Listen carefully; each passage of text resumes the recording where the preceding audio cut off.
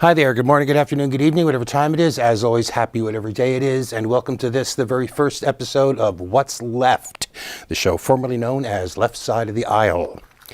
It's actually pretty much the same show. It's got the same host, that's me, Larry Erickson, and the same attitude. Just a new name, sort of a new look, and a few tweaks and new features, which we'll get to as they arise. Reactions, and as always, be sent to my personal email, which is whoviating@aol.com, with all the usual caveats that please include something in the subject line to make it clear that it's not spam, and be a little patient about getting an answer. Or you can go to my website, Lotus Surviving a Dark Time, it's called. The URL will be here a couple of times during the show, and you can leave a comment there, or you can get the email there if you missed it. Or with all those necessities out of the way, let's get started. This show is going to be a bit odd because I'm actually doing it 5 days before the election, but because it's a weekly show, some of it you'll see it before the election and some of you will see it after. And what I'm going to be doing here is looking beyond the election to what will confront us after. Now, I'm going to do this show under the assumption that Hillary Clinton will be or is now president-elect, which, despite the breathless blather about tightening national polls, which actually don't mean a damn thing in our presidential elector system, her election still seems highly likely. So the question becomes what we of the left, the real left, the progressive left, what we are going to have to deal with during a Clinton presidency.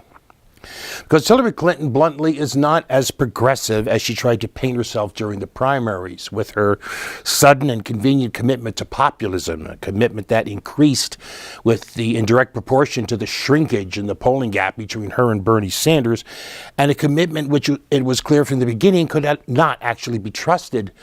The last day before the Iowa caucuses, she was saying, "I am a progressive," quote unquote, only to the very next day say in an interview with Chris Matthews, "We've got to get back to the middle." So, no, she's not a true progressive. What she was instead was the preferred candidate of the political, economic, and foreign policy establishments, the elites. The candidate that, even though they might not be great fans of all of her ideas and proposals, she's still the candidate that establishment feels comfortable with, is still confident that while she might rearrange some of the apples on the cart, she won't upset it. So, we are going to find ourselves in opposition on a lot of issues and on a lot of occasions, and we had better be ready for that. We need to watch carefully and be prepared to squawk loudly and to not care when we are told, as we will be, that we should just shut up and get in line behind Hillary because, oh my God, Republicans. We've got to be prepared to stand firm and not back down because just being better than the goppers is not good enough. All right, you should want specifics, so let me give you some on a few big issues. Right at the top, remember that Hillary Clinton was the candidate of Wall Street, which raised over $56 million for her campaign, besides having paid her at least $26.1 million in speeches over the years. I've said a number of times that she has so many ties to Wall Street, it looks like some kind of kinky bondage party. We are going to have to watch carefully and very likely raise a stink about who she wants to bring in as advisors and, more importantly, as regulators. Because in speeches to those bankers and during this campaign, she has argued for having, in effect, the foxes guard the chicken coop, saying that Wall Street executives, not financial or legal experts from outside the industry, not consumer advocates, but the people who run the banks should be the people who are brought in to regulate the banks. Even in 2014, a time when everybody knew she was going to run, but she hadn't formally announced her candidacy, Politico was writing that, and I'm quoting here, "The big bankers love Clinton, and by and large, they badly want her to be president because they knew that she would not tamper with the street's vast money pot. In fact, she may even look to add to it."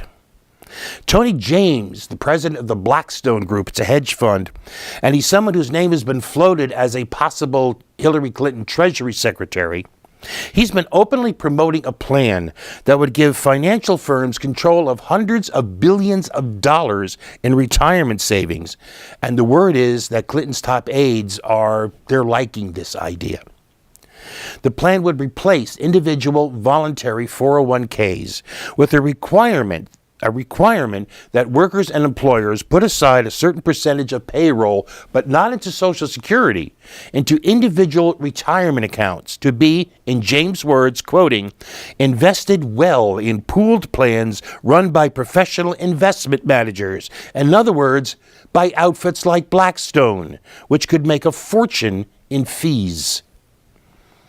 What George Bush failed to accomplish, privatizing Social Security, Hillary Clinton could well help along. We also have to be prepared to make a stink, not only over actions, but over inactions, as there is every indication that the Clinton administration will continue the big bank protection racket that marked the Obama administration, which involved lots of tough talk combined with no action. The bankers continue to go free, and the big banks continue to get bigger. And in keeping watch on that, we have to bear in mind that Hillary Clinton has blamed the 2008 crash on pretty much everything except the deregulation championed by Bill Clinton and which was passed during his administration, and that she continues to oppose reinstating the Glass-Steagall Act. Beyond that, her supposedly progressive agenda consists almost entirely of nibbling around the edges of maybe incremental change, which of course will then be presented to us as shockingly dramatic progress. And we have to be prepared to say out loud that this is just not good enough. Consider health care, where she proposes to tweak Obamacare, but she has specifically rejected single payer in so many words.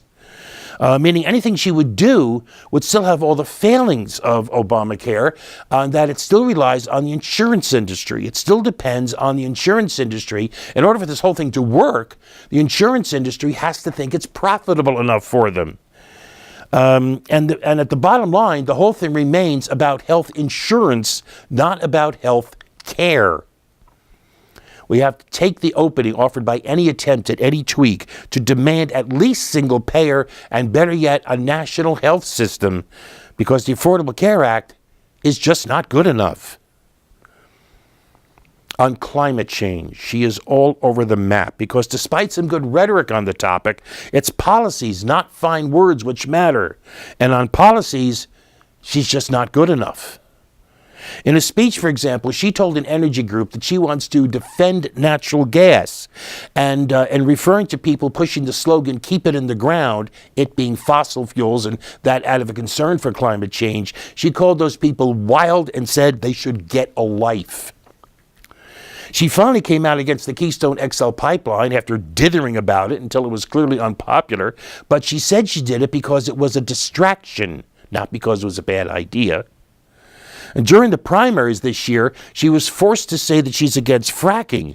But she told that same energy group I mentioned that she wants to defend fracking. And in fact, during her time as Secretary of State, her department actively tried to push American-style fracking into countries around the world. And to show how much we can trust her public assurances on the topic of fracking, she picked former Senator Ken Salazar to head her transition team, and he is a big fan of fracking. Which in turn raises another issue where we have to watch and be ready to fight, because Ken Salazar is also a big fan of the Trans-Pacific Partnership, the TPP. Clinton, as is fairly well known, had been in favor of the TPP, and in fact she called it the gold standard for trade agreements. But in the face of clear opposition among the public and Bernie Sanders making an issue in the primaries, she gradually shifted her position from support to opposition. She even said she was opposed to having a vote on the pact during the lame duck session of Congress that will follow the election. But there is genuine reason to question just how sincere that opposition is and how long past Election Day it will last. There is a statement back in January by Tom Donahue, president of the Chamber of Commerce, who said that when she was elected, Clinton would flip back to supporting the TPP. There was a statement in July from Virginia Governor and Clinton bestie Terry McAuliffe that once in office, a few tweaks would allow Clinton to support the pact. Her VP-to-be, Tim Kaine, is a free trade zealot who in the Senate was among the TPP's most ardent supporters. And of course, again, there was the selection of Salazar to head the transition team. On top of all that came a leaked email which made it clear that she opposed the deal, at least in public, because her campaign feared she would be, quote, eaten alive, unquote, by labor groups and Sanders supporters if she didn't oppose it. So even if the pact does not pass during the lame duck session, which happily appears very likely, that does not mean that this will not come up again in the spring after a few tweaks have turned it back into the gold standard. Two more areas where we will have to be prepared to fight are privacy and government secrecy. In Congress, Clinton supported both the Patriot Act and its reauthorization. She has defended NSA spying. She has called American hero Edward Snowden an enabler of terrorism who should be prosecuted and imprisoned. During the first debate with the Rump, she advocated an intelligence surge, which is a brand new slogan, which means, among other things, more intensive domestic surveillance. In fact, her obsession with official secrecy is so great that as Secretary of State, she once threatened the United Kingdom with shutting off intelligence cooperation if a UK court, as part of a then ongoing suit, published details of the mistreatment of a man who had been wrongly imprisoned at Gitmo. And that mention of Gitmo brings me to another area of major concern. Hillary Clinton was not only the candidate of Wall Street, of course not.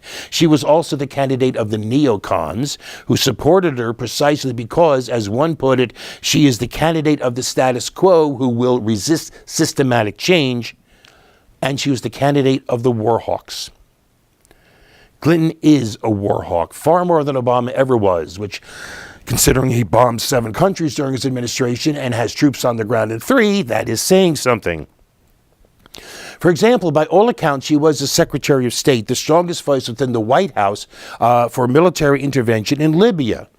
That worked out so well that after Gaddafi was killed, an event that she quite literally laughed off as, quoting, "We came, we saw, he died," Libya descended into the chaos of a multi-sided civil war from which it has still not emerged. She supported an expansion of the war in Afghanistan, one even bigger than the generals wanted, and resisted the drawdown of troops. She has wholeheartedly backed the drone war in Pakistan and other nations, which has killed hundreds of civilians and likely many more. She supported this so much that as Secretary of State, she had her legal counsel draw up a legal rationale for expanding the drone war. When it comes to Israel, the only fair word is sycophant.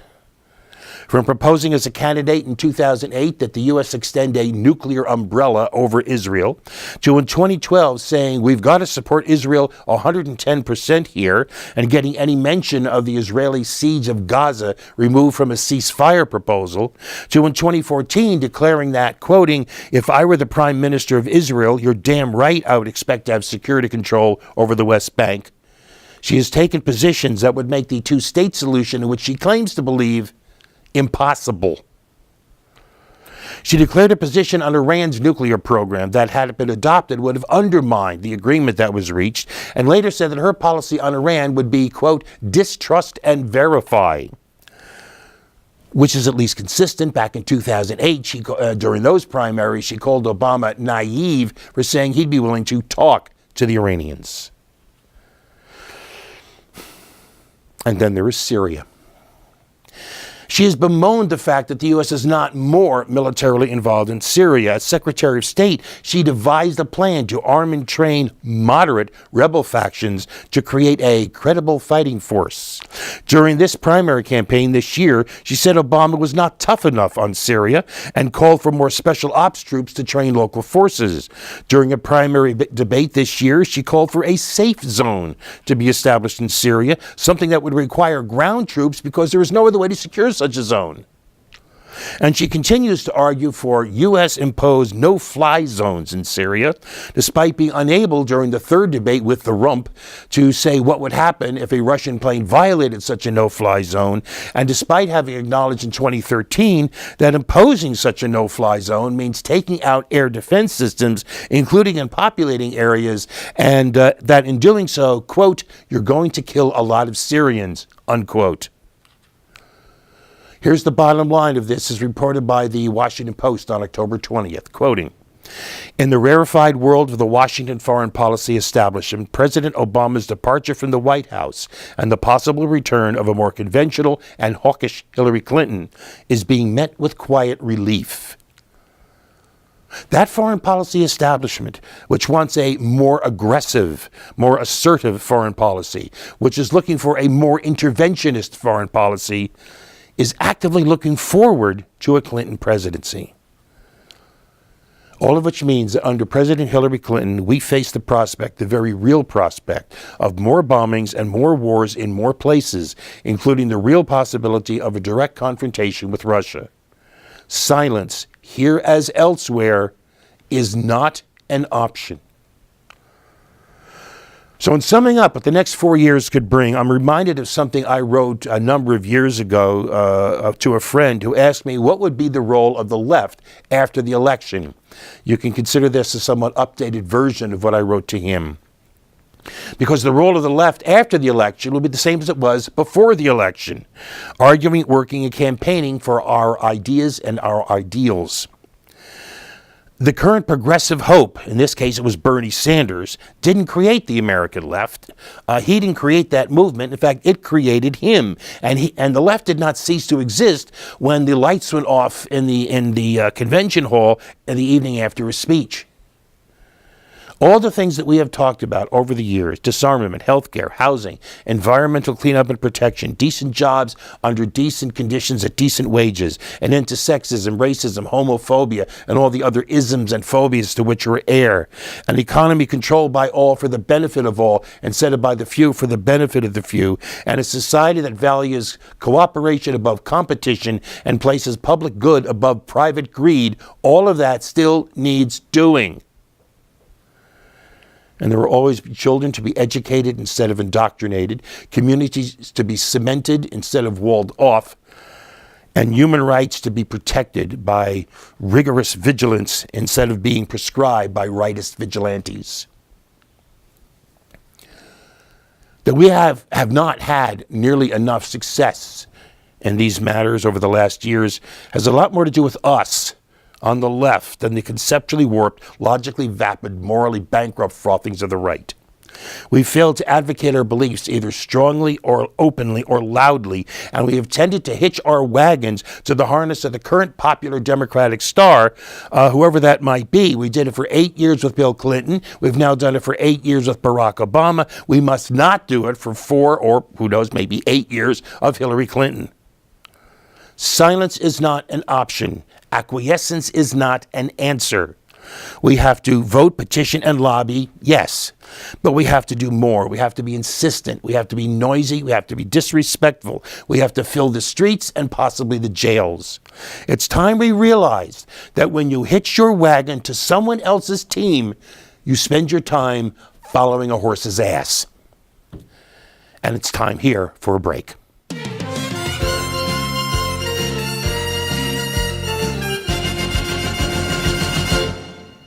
And we're back.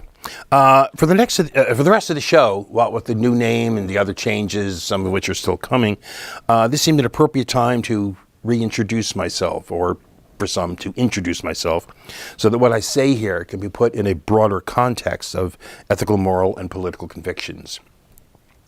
Because I am, in many ways, a child of the 60s, having come to political awareness during that brief, and some would have it mythical interregnum, marked at one end by the Sgt. Pepper summer and the other by Altamont, or if you prefer a political description, by Flower Power and the Days of Rage. And those of you who are less than about, 55 or so, to whom those terms have no meaning, you can look them up. For the moment, just be aware that we're talking about the period of around 1967 to 1970. Like many members of my generation, it was Vietnam, the Vietnam War, that initially drew me beyond vague concern into outright political involvement. I expect that was especially true for the males of my generation, for those of us who faced the possibility of being drafted. That is, that it was for that reason that the war was the thing that really drew us in. Which is another thing that, in this case, happily, people today don't have to relate to. The fact that there was a military draft under which you could be required, under pain of lengthy imprisonment, to join the army and go wherever they sent you, including to kill and die in a war you thought criminal. Even for those of us safe with draft deferments who could be confident that we can't be drafted, at least for now, the war was always there. It infested and infected your visions of your own future. But even beyond that, for all of us, for male and female, the war swirled around us like a mist, like a fog. It tugged at us like an undertow. It threaded in and out of our lives, our futures, our plans, our consciousnesses, our hopes. And the only way you could ignore it was by consciously deciding to do so. In fact, I think that those of us, what I'll call the Vietnam generation, have a greater understanding of the impact World War II had on our parents than those of what I'll call the Iraq generation have of the impact that Vietnam had on my generation. Because no matter how you measure it, the Vietnam War, which is actually properly called the Indochina War because it involved Vietnam, Laos, and Cambodia, the Indochina War was a much bigger war for Americans than Iraq or Afghanistan ever were. For example, peak U.S. troop strength in Iraq was 168,000, and the peak year for Iraq and Afghanistan troop strength combined was 2008 at 188,000. Peak U.S. troop strength in Vietnam was nearly 540,000, nearly 3 times as many. And by the way, South Vietnam, where most all of those troops were, is only about 40% the size of Iraq. U.S. troops killed in Iraq and Afghanistan combined through November 1st of this year totaled just under 6,900. U.S. troops killed in the Indochina War totaled over 58,300, well over 8 times as many. U.S. wounded in Iraq and Afghanistan combined reached just under 50,000. Those wounded in Indochina were about 304,000, over 6 times as many. So yes, a much bigger war, significantly more troops, significantly more wounded, significantly more killed. And for those of us who questioned the war, who asked our government about the whens, wherefores, and whys of the war, it always seemed that every question we asked only raised 2 more questions. I've been to that time what I now call a right-wing liberal, a species of American political animal that's now commonly called a liberal war hawk, one who is at least fairly liberal on domestic policy and clearly conservative on foreign policy, a type whose philosophy I later summed up as hooray for justice, beauty, truth, and kill commies. My personal breaking point came when I heard William Westmoreland, who was then the commanding general of the troops in Vietnam, say, "We're winning the war, just give us 6 more months." And I recalled having heard exactly the same thing 6 months earlier. That's sort of, the term was and is, alienation that such things generated, plus mounting evidence of what the governments we supported in South Vietnam were really like, eventually prompted me to, very shyly, attend a meeting of a local peace group. I still remember walking to this church basement and being greeted by a tall man with a beard and a not inconsiderable resemblance to Abraham Lincoln.